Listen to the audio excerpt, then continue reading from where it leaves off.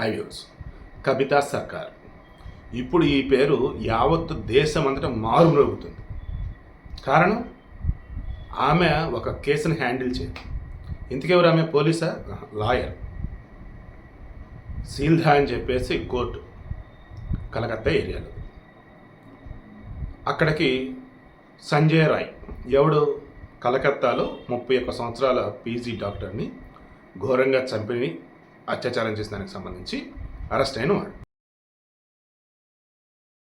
వీడు అక్కడేనా అంటే ఇంకా ఉన్నారా అంటే విచారణ జరుగుతుంది. ఈ మూమెంట్లో ఆల్రెడీ అరెస్ట్ అయ్యి పాలిగ్రాఫ్ టెస్ట్లు అయ్యి కోర్టు ముందు ప్రొడ్యూస్ చేస్తే వాడు ఏం మాట్లాడి ఇంటి తర్వాత ఎక్స్ప్లెయిన్ చేస్తాడు. అసలు వీడి తరఫున ఒక లాయర్ ఉండాలి. మన భారతదేశంలో వాడు ఎంత కరుడుగట్ట నేరస్తుడైనా కావచ్చు కాదు, వాడి తరఫున ఖచ్చితంగా ఒక లాయర్ అన్న వాళ్ళని గవర్నమెంట్ అయినా ఇచ్చింది. అయితే వాడు పెట్టుకుంటాడు, లేదా ఒక గవర్నమెంట్ ఇచ్చింది ఫ్రీగా. తర్వాత కేసు ట్రయల్ రన్ నడిచింది కదా, ట్రయల్స్ అంటారు కదా. దెన్ అప్పుడు ఖచ్చితంగా వీడి తరఫున ఒక లాయర్ వాదించాలి. ఆడవాళ్ళ తరఫున మగవాళ్ళ తరఫున అయినా సరే, వాడు ఎంత కుట్ర చేస్తాను నేను. ఇలా గతంలో కసబ్ తరపున కూడా లాయర్లు వాదించారు. తెలుసా మీకు? 2008లో ఇన్సిడెంట్ జరిగింది, 2012 వాడు కురిశిక్ష పడింది. దెన్ ఈ మధ్యలో కూడా వాడి తరఫున 2-3 మారారు. వారికి ప్రభుత్వం ఏం చేసిద్ది? కొంత అమౌంట్ ఇచ్చింది, లాయర్గా వాదించారు కదా అని. కసబ్ తరఫున మొదట వాదించడం ఎవరుతుందో నాకు తెలిసి వాళ్ళకి డబ్బు ఇచ్చారంటే ఐడియా లేదు. కానీ ఫైనల్గా వాడి ఉరి పడటానికి ముందు ఎవరైతే వాదించిన కసబ్ తరఫున అతను 8 లక్షల డబ్బు గవర్నమెంట్ ఇవ్వబోయింది. అంటే అది అఫీషియల్గానే అంత. అతను ఏమారంటే, నాకు వద్దు, ఈ ఫ్రీ లీగల్ ఎయిడ్ సెల్ ఉంది కదా, అందులో పేదవాళ్ళ తరఫున వాదిస్తూ కొంతమంది లాయర్లు ఉంటారు కదా, వాళ్ళకి ఇవ్వండి అని అన్నాడు. సో ఇప్పుడు ఈమె దగ్గరికి వచ్చేసి కవితా సర్కార్, ఇక్కడ స్టేట్ స్టాండింగ్ కౌన్సిల్ అని చెప్పేసి ఉంటారు అన్నమాట. లీగల్ ఎయిడ్ సెల్ లాంటిది ఉంటుంది. ఈ లీగల్ ఎయిడ్ సెల్లో వచ్చేసి ఆ స్టేట్ గవర్నమెంట్కి సంబంధించి ఎవరు ఉన్నారు ఏంటని చూస్తే ఈ సీల్దా కోర్టులో ఈ ఒక్క ఆమె కనిపించింది. ఇంక ఈమెకు తప్ప వేరే వాళ్ళకి లేదు ఆ కేసు ఇవ్వడం. ఈమె హుగ్లీ హుగ్లీ లా కాలేజీలో లా చేసేది. ఆ తర్వాత వివాహం జరిగింది. ఎన్నో కేసులు వాదించింది. ఎందరి తరఫున కూడా ఆమె బెయిల్ అని లేదన్నప్పుడు కేసులని రకరకాలు చేసింది. కానీ దేశవ్యాప్తంగా సంచలనం రేపినటువంటి ఇంత ఘోరమైన కేసు ఇంతవరకు అసలు ఎప్పుడు తీసుకోలేదండి. ఇప్పుడు తీసుకుంది. ఈ విషయం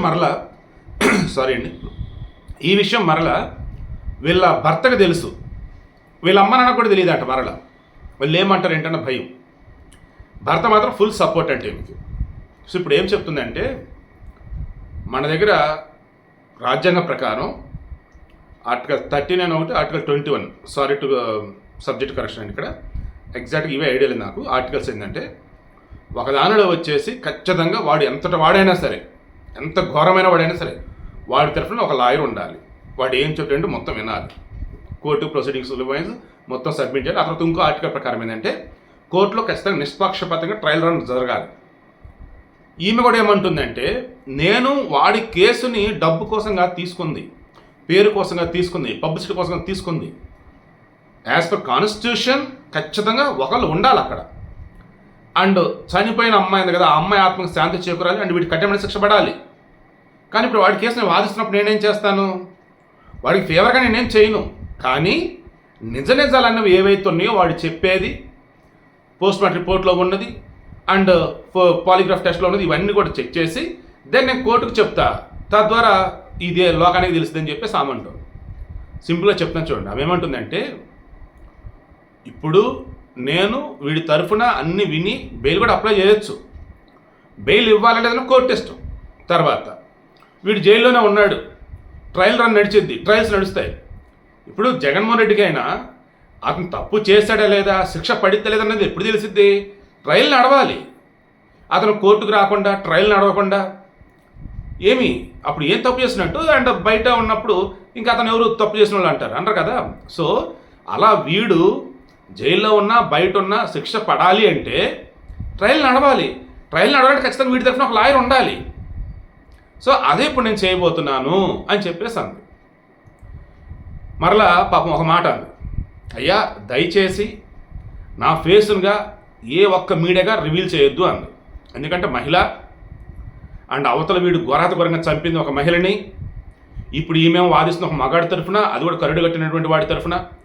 వాడేమో పాలిగ్రాఫ్ టెస్ట్ అన్నింటిలో కూడా నేనే చేశాను చెప్పి, పోలీసులకు ముందు నేనే చేశాను చెప్పి, ఇప్పుడు అకస్మాత్తుగా ప్లేట్ ఫిరాయింగ్ చేసి ఏమన్నాడు, కోర్టులో ప్రొడ్యూస్ చేశారు వాడిని. సిబిఐ వాళ్ళు మొత్తం కూడా ఇన్వెస్టిగేషన్ అంతా అయిపోయింది, ఇన్వెస్టిగేషన్ అవంక నడుస్తూనే ఉంది. సిబిఐ వాళ్ళు ఏం చేశారంటే వీడిని పాలిగ్రాఫ్ టెస్ట్లు ఇవన్నీ చేసిన తర్వాత సైకాట్రిస్ట్ టెస్ట్లు మొత్తం చేశాక రిపోర్ట్స్ అని రెడీ చేసుకొని కోర్టుకు పట్టుకెళ్ళారు. ఈ సీల్దా కోర్టుకు తీసుకెళ్ళారు.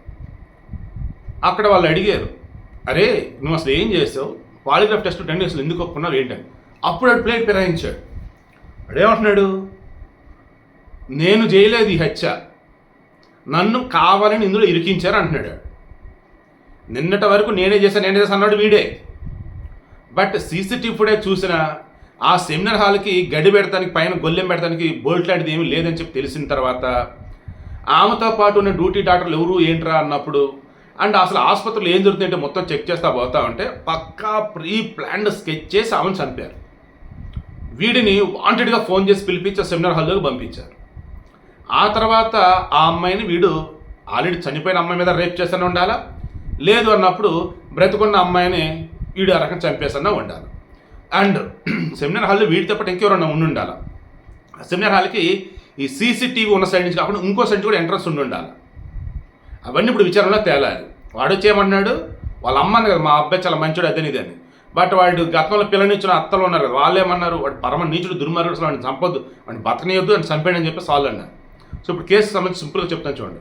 నిజంగా ట్విస్టుల మీద ట్విస్టులు అన్నట్టు. అసలు మొదటేమో నేనే అన్నాడు, ఇప్పుడేమో నేను కాదు నన్ను నిరికించారు అంటున్నారు.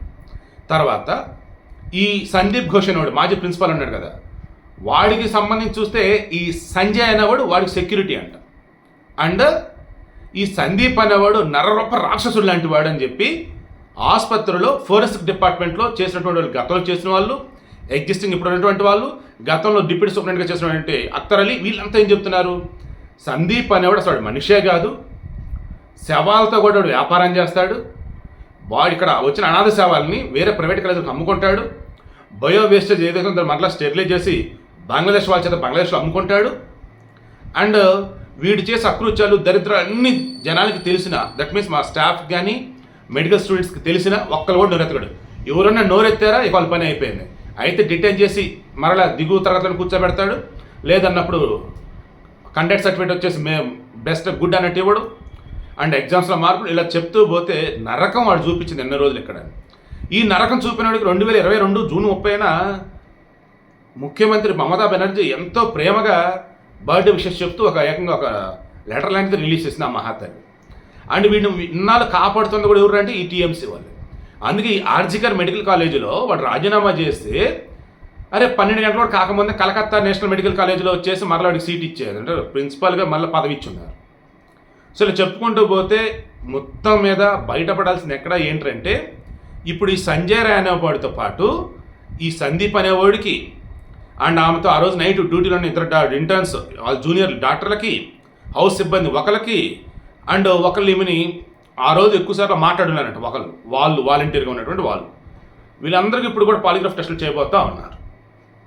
అండ్ ఆ అమ్మాయిల నాన్న క్లియర్గా చెప్తున్నాడు, మా అమ్మాయిని పీజీ చేస్తున్నప్పుడు కూడా చాలా ఇబ్బంది పెట్టారండి, కాలేజీకి వెళ్తాం కూడా ఇబ్బంది పడుతుంది, బట్ మాకు రివీల్ చేయలేదండి, బట్ కాలేజీ వెళ్ళినప్పుడు ఇబ్బందిగా ఉంది, రేపు వెళ్తాం మా వెళ్తాం ఇలా చెప్పేదండి, బట్ చాలా మెరిట్ స్టూడెంట్ మా అమ్మాయి అని చెప్తూ ఉంటే అసలు ఆ కాలేజీనే ఒక పెద్ద నరకం అన్నట్టుగా ఇప్పుడు కనిపిస్తా ఉంది. కొత్త ప్రిన్సిపల్ వచ్చేసి మానస్ కుమార్ అని అతను అపాయింట్ చేసినట్టున్నారు. మరి అతనే అన్ని నిజాలు బయట పెడతాడో చూద్దాం. సో ఓవరాల్ ఇందులో ఏంటి, కవితా సర్కార్ అని ఒక మహిళా లాయర్ని గవర్నమెంట్ అపాయింట్ చేసింది. యాజ్ పర్ కాన్స్టిట్యూషన్ వాడు ఎంత పెద్ద నేరస్తుడైనా వాడు పక్క, దట్ మీన్స్ వాడి సైడ్ నుంచి ఒక లాయర్ అయితే ఇక్కడ వాదించాలి, అప్పుడే వాడికి శిక్ష అనేది ఫైనల్ అయింది. అదర్వైజ్ వాడు ఖాళీగానే ఉంటాడన్నట్టు.